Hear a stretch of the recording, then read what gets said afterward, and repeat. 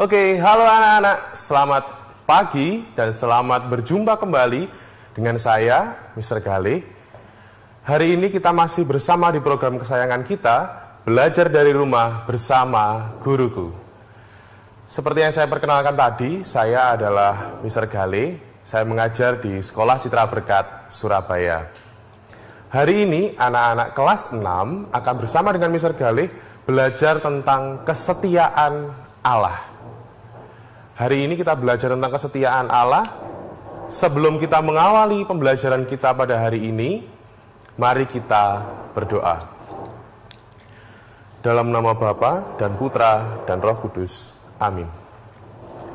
Allah Bapa yang Maha Baik, bangsa Israel banyak mengalami penderitaan karena dosa-dosanya. Namun demikian Engkau tidak meninggalkan mereka. Engkau menjanjikan Mesias yang akan membawa bangsa Israel pada kehidupan yang damai dan bahagia. Berkatilah kami agar kami mampu belajar dari penderitaan dan harapan bangsa Israel akan datangnya Mesias, sehingga kami dapat merasakan kehadiran-Mu yang mendampingi hidup kami. Amin. Dalam nama Bapa dan Putra dan Roh Kudus. Amin. Anak-anak yang terkasih, bagaimana kabarnya hari ini? Luar biasa ya. Saya harap kalian semua dalam kondisi yang sehat, bersemangat. Oke. Hari ini sebelum kita mengawali pembelajaran, saya akan menceritakan sebuah kisah tentang pemburu dan rusa.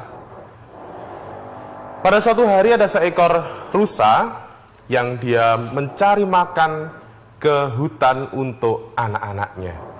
Rusa ini memiliki 2 ekor anak. Kemudian di saat dia mencari makanan, di tengah hutan, kakinya terkena jerat perangkap dari pemburu. Kira-kira rasanya sakit gak ya? Pasti sangat sakit. Kalian lihat gambarnya di sini, rusanya sedang menangis.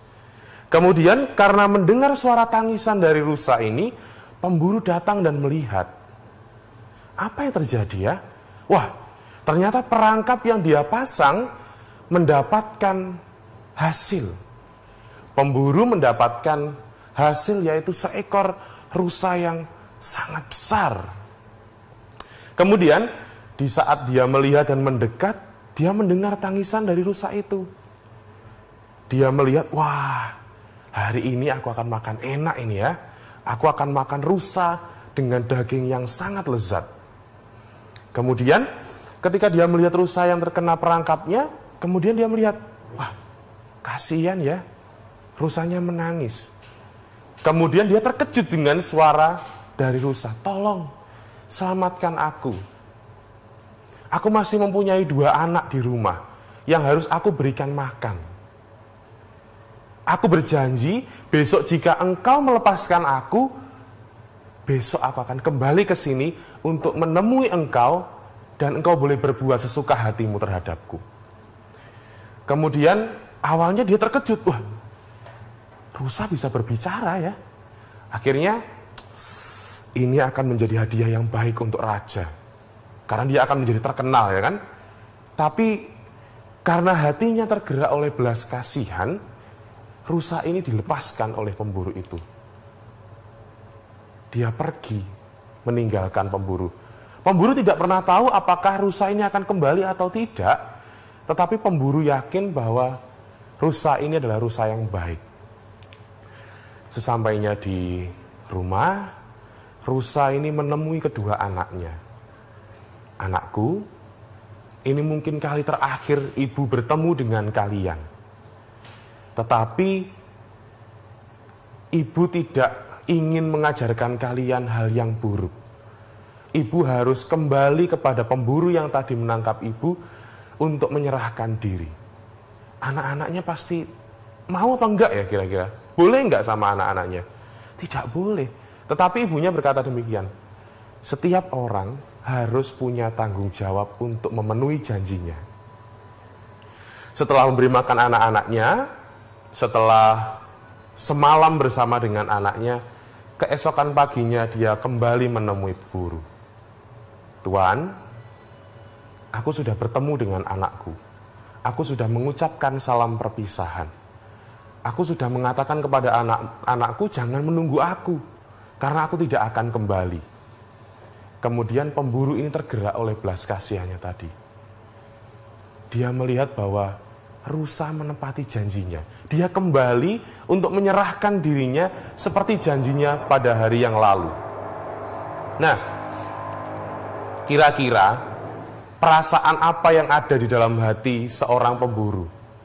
Seekor rusa yang tahu untuk menepati janjinya. Kemudian karena sudahlah, ini bukan lagi rusa, tetapi ini adalah jelmaan dari Allah yang mengingatkan dia untuk menjadi pribadi yang selalu menepati janjinya. Dia melepaskan rusa itu, dan kemudian rusa itu bersama-sama dengan anaknya hidup bahagia di hutan. Anak-anak yang terkasih, saya akan memberikan beberapa pertanyaan refleksi. Kalian bisa foto, kalian bisa capture dari handphone kalian, atau kalian bisa catat. Pertanyaan pertama, dari cerita tadi, apakah induk rusa menepati janjinya kepada pemburu? Yang kedua, kira-kira menurut kalian, mengapa rusa menepati janjinya kepada pemburu dan kembali kepada dia? Jadi mengapa rusa melakukan hal itu? Yang ketiga, apa yang diterimanya sebagai akibat pemenuhan janjinya? Jadi, apa yang diterima oleh rusa setelah dia kembali kepada pemburu dan menepati janjinya? Yang keempat, apa yang membuat orang dapat menepati janji? Menurut kalian, apa yang dapat membuat orang bisa menepati janjinya? Yang terakhir, menurut kalian, apa akibat jika kita tidak menepati janji? Setelah ini, saya akan kembali menjelaskan berkaitan dengan kesetiaan Allah. Jangan kemana-mana, tetap bersama program kesayangan kita, Belajar dari Rumah bersama Guruku. Halo anak-anak, kembali bersama dengan Mr. Gale dalam program kesayangan kita, Belajar dari Rumah bersama Guruku. Setelah tadi kita belajar dari pengalaman seekor rusa dan pemburu tentang menepati janji, sekarang kita akan belajar dari pengalaman bangsa Israel. Bangsa Israel seperti yang kalian tahu, mereka mengalami pembuangan selama 70 tahun di Babel, atau sekarang disebut sebagai Babilonia. Nah, Babel, negara Babilonia, dikalahkan oleh Persia. Jadi setelah 70 tahun mereka berada di pembuangan, kemudian bangsa Babel itu dikalahkan oleh Persia. Kemudian raja mereka adalah raja yang baik hati. Raja Kores memberikan kesempatan kepada mereka untuk kembali ke negeri asal mereka. Tetapi karena mereka selama 70 tahun merasa tertindas, mereka merasa bahwa Tuhan ini kemana sih? Allah ini kemana? Allah itu katanya setia kepada kita, tetapi kenapa kita ditinggalkan? Nah, pada saat itu Nehemia dan Ezra adalah tokoh yang mengajak Israel untuk tetap setia kepada Allah. Walaupun rasanya bangsa Israel itu ditinggalkan oleh Allah, mereka merasa tertindas, tetapi Nehemia dan Ezra dipilih oleh Allah untuk menjadi pribadi yang mengingatkan bangsa Israel untuk tetap setia kepada Allah. Nah, kemudian saat mereka dibebaskan oleh Raja Kores, kemudian mereka kembali ke tempat asal mereka. Setelah 70 tahun, apa yang terjadi? Mereka merasa sangat sedih dan kecewa. Karena apa? Tanah leluhur mereka telah hancur. Bayangkan 70 tahun ditinggalkan. Apa yang terjadi? Semuanya sudah tidak berbentuk.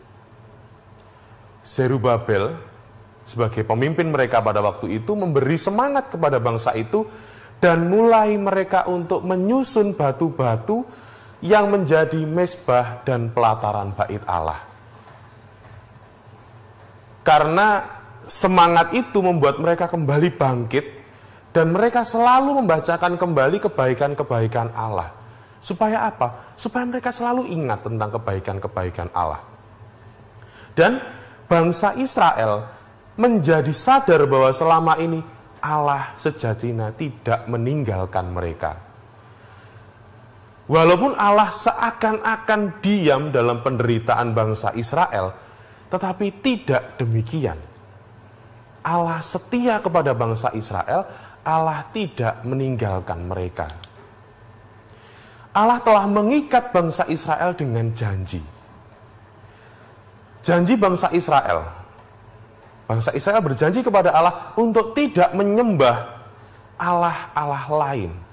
Dan tidak membuat patung dan menyembahnya atau beribadah kepada patung tersebut. Itu janjinya bangsa Israel. Kemudian tidak menyebut nama Allah dengan sembarangan sebab nama Allah adalah kudus. Dan yang terakhir adalah menguduskan hari Sabat. Tetapi apa yang terjadi? Bangsa Israel masih membuat Allah-Allah lain. Mereka membuat mezbah-mezbah persembahan lain. Ada berhala-berhala lain dalam kehidupan mereka. Tetapi jangan salah. Allah itu selalu memenuhi janjinya kepada bangsa Israel. Allah setia sekali kepada mereka. Allah tidak akan meninggalkan bangsa Israel. Buktinya apa? Buktinya adalah Allah membawa keluar bangsa Israel dari perbudakan di Mesir. Allah membawa keluar bangsa Israel, Allah menyuruh utusannya untuk membawa bangsa Israel keluar dari Mesir. Musa dipilih Allah untuk membawa bangsa Israel keluar dari Mesir. Lalu, selama 40 tahun perjalanan mereka menyusuri padang gurun untuk sampai di tanah terjanji, ketika bangsa Israel kelaparan, ketika bangsa Israel tidak mendapatkan makan, bahkan mereka bersungut-sungut dan mengeluh kepada Allah, Allah memberikan mereka mana atau makanan dari surga. Kemudian Allah melindungi bangsa Israel sampai tanah terjanji di Kanaan. Bayangkan 40 tahun mereka dalam perjalanan menuju tanah Kanaan tetap disertai oleh Allah. Banyak peristiwa yang mengecewakan hati Allah, tetapi itu tidak menjadi sakit hati bagi Allah. Allah tetap setia kepada bangsa Israel. Tanah yang dijanjikan Allah adalah tanah yang subur, penuh mata air dan sumber makanan. Allah menjanjikan sesuatu yang indah bagi bangsa Israel. Kesetiaan mereka dibayar lunas dengan segala hal baik yang mereka terima di Kanaan. Saya akan mengajak kalian untuk membaca Ezra 11 ayat 1 sampai dengan 11. Ya, bisa dibuka di kitab sucinya. Ezra 11 ayat 1 sampai dengan 11. Saya akan memberikan poin-poinnya supaya kalian paham tentang bacaan ini. Babel dikuasai oleh Persia. Persia dipimpin oleh Raja Kores, dan Raja Kores inilah yang mengizinkan bangsa Israel kembali ke tanah airnya. Kemudian bangsa Israel setelah diizinkan oleh Raja Kores, mereka mulai kembali dan membangun bait Allah. Kemudian Raja Kores memberikan kembali harta yang dimiliki oleh bangsa Israel untuk dibawa kembali ke Yerusalem. Dan di dalam Nehemia 8 ayat 1 sampai dengan 7, dilanjutkan 10 sampai dengan 12. Bangsa Israel telah menetap di Yerusalem. Dan Ezra membaca kitab Taurat dan mengingatkan akan kesetiaan Allah. Allah itu adalah pribadi yang setia, seperti yang saya ucapkan di awal tadi. Bangsa Israel berlutut dan menyembah Tuhan. Mereka semua diminta untuk makan makanan sedap dan minuman yang manis. Itu adalah awal mula dari perayaan Pondok Daun, perayaan agama Yahudi. Anak-anakku yang terkasih, dari Ezra dan Nehemia ini kita bisa belajar proses bangsa Israel untuk diingatkan terus-menerus tentang kesetiaan Allah. Allah tetap setia kepada bangsa Israel apapun yang terjadi. Allah tetap mengikat mereka dengan janji-janjinya yang manis bagi mereka. Oke, jangan kemana-mana, tetap bersama dengan program kesayangan kita, Belajar dari Rumah bersama Guruku. Halo, kembali berjumpa dengan saya Mr. Gali di program kesayangan kita, Belajar dari Rumah bersama Guruku. Tadi kita telah diingatkan dalam bacaan-bacaan kitab suci tentang janji Allah kepada bangsa Israel. Sekarang mari kita memahami apa sih janji itu. Janji adalah hutang yang harus dibayar. Jadi ketika kita punya janji, maka kita punya kewajiban untuk menepatinya. Nah, orang yang tidak memenuhi janjinya disebut sebagai orang yang tidak jujur atau orang yang ingkar janji. Ingat, Allah itu setia pada janji-janjinya terhadap bangsa Israel. Umat Israel seringkali meninggalkan Allah dengan menyembah berhala dan berbuat dosa. Allah telah setia kepada bangsa Israel dan juga kepada kita sekalian. Tetapi apa yang terjadi? Yang terjadi adalah manusia seringkali ingkar janji kepada Tuhan, menyembah berhala dan berbuat dosa. Itu adalah sebuah tanda bahwa kita mengingkari cinta Tuhan kepada kita. Allah senantiasa mengharapkan manusia itu untuk bertobat dan kembali kepada Dia. Nah, janji itu bukan sesuatu yang sulit atau besar, tetapi janji sebenarnya adalah hal yang mudah. Tetapi kita sendiri yang kerap kali menyulitkan diri untuk tidak menempati janji itu. Tidak mudah, tetapi kadang-kadang ada orang yang harus menyerahkan nyawanya untuk menempati janjinya. Seperti kisah rusa dan pemburu tadi. Rusa bahkan untuk menepati janjinya, dia harus menyerahkan nyawanya untuk dibunuh oleh pemburu. Menepati janji merupakan perwujudan iman kepada Allah. Jadi, kalau kita punya janji, itu merupakan upaya kita memberikan diri kita sebagai perwujudan iman kepada Allah. Allah tahu janji yang pernah diucapkan dan ditepati atau tidak. Semua Allah tahu. Jadi jangan merasa, Tuhan Allah tidak tahu. Setiap kali janji yang kamu ucapkan, Allah tahu. Allah mendengar setiap janji-janjimu, dan suatu saat nanti Allah akan menagih janji itu kepada kamu.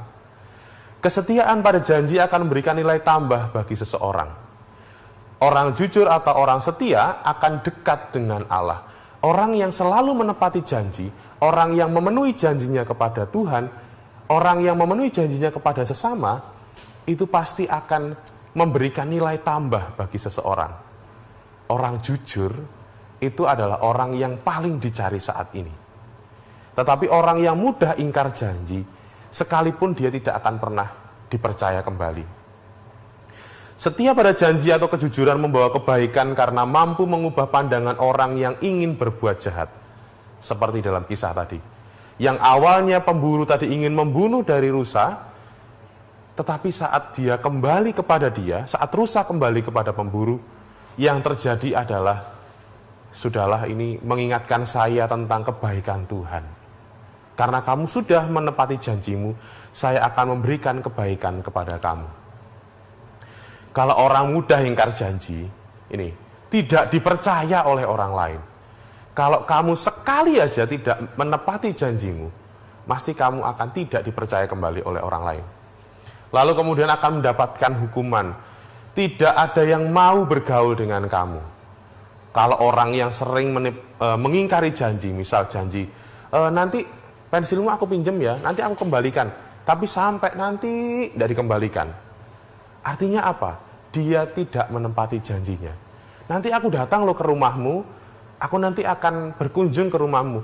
Tapi ketika ditunggu, tidak datang. Nah, seperti ini membuat orang tidak mau bergaul dengan kamu. Kemudian, kalau kalian terbiasa untuk mengingkari janji, bisa menjadi seorang penipu. Saat hal buruk kamu ulang terus-menerus, akan menjadi sebuah kebiasaan. Kebiasaan yang kamu lakukan terus-menerus akan menjadi karaktermu. Jangan sampai kamu menumpuk hal-hal buruk sehingga membuat kamu menjadi pribadi yang tidak baik nantinya. Kemudian, merugikan orang lain secara materi maupun non-material. Artinya ketika kamu tidak menepati janjimu, bisa merugikan orang lain loh. Hati-hati dengan setiap janji yang pernah kita buat. Kemudian, ketika kita mengingkari janji, kita jauh dari Allah karena tidak mendengarkan hati nurani. Sebelum kita masuk ke penugasan, saya ingin memberikan sebuah pernyataan reflektif. Teman-teman, Allah itu selalu setia kepada kamu. Allah selalu setia terhadap janji-janjinya. Allah menginginkan semua orang diselamatkan. Allah tidak menginginkan manusia itu jatuh dalam dosa sehingga membawa dirinya kepada kebinasaan. Maka kita sebagai pribadi yang mencintai Allah harus sadar akan cinta Allah itu sehingga kita menyambut janji Allah, kita menyambut kebaikan Allah dengan juga memberikan diri kita dalam perwujudan iman. Nah, pertanyaan penugasan, hanya satu soal saja. Apa yang dapat kita pelajari dari kisah bangsa Israel yang dibuang dan pulang kembali itu, yang dapat kita wujudkan dalam kehidupan sehari-hari? Jadi saya ingin mengajak kalian semua menuliskan di buku catatan kalian, di buku kalian, apa yang dapat kita pelajari dari kisah bangsa Israel yang dibuang dan pulang kembali, yang dapat kita wujudkan dalam hidup sehari-hari. Untuk menutup pembelajaran kita di siang hari ini, mari kita tutup dengan doa.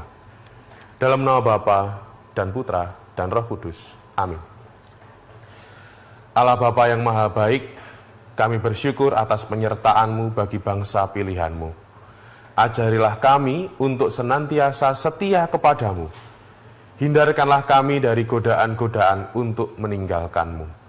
Kemuliaan kepada Bapa dan Putra dan Roh Kudus, seperti pada permulaan, sekarang, selalu, dan sepanjang segala abad. Amin. Dalam nama Bapa dan Putra dan Roh Kudus. Amin. Jangan kemana-mana, ini adalah akhir dari segmen kita. Masih bersama dengan saya, Mr. Galih, dalam program kesayangan kita, Belajar dari Rumah bersama Guruku.